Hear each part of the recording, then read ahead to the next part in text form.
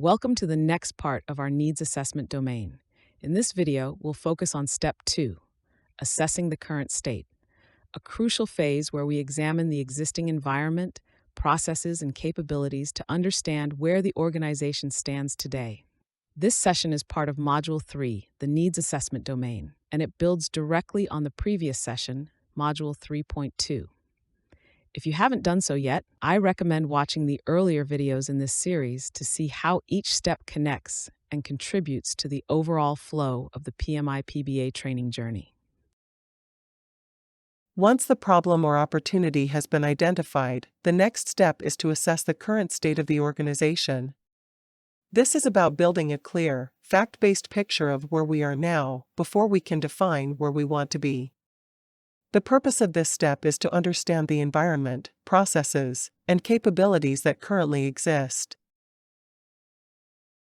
We ask questions such as, what are the organization's goals and objectives?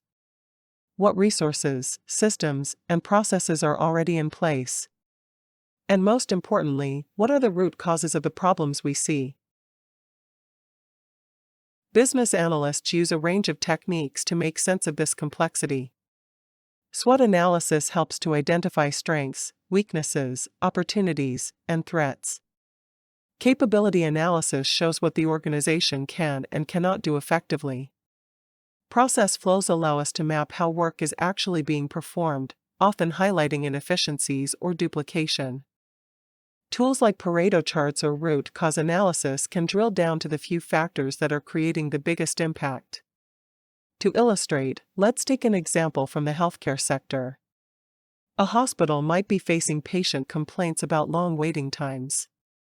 A current state assessment could reveal that the issue is not a lack of doctors, as originally assumed, but rather inefficiencies in the admission process and poor coordination between departments. By documenting the flow of patients through the system, the analysis may uncover unnecessary handoffs or bottlenecks that extend waiting times. Knowing this allows the organization to address the actual causes rather than treating the symptoms. Another real-world example comes from a logistics company experiencing high delivery delays. At first glance, leadership might blame traffic or driver shortages. But a closer look at the current state could reveal that outdated routing software and lack of real-time tracking are the main culprits. Fixing these systems may be far more effective than hiring more drivers. The output of this step is the current state assessment, a comprehensive but clear description of how things operate today. This document does more than just describe, it becomes the baseline against which future improvements are measured.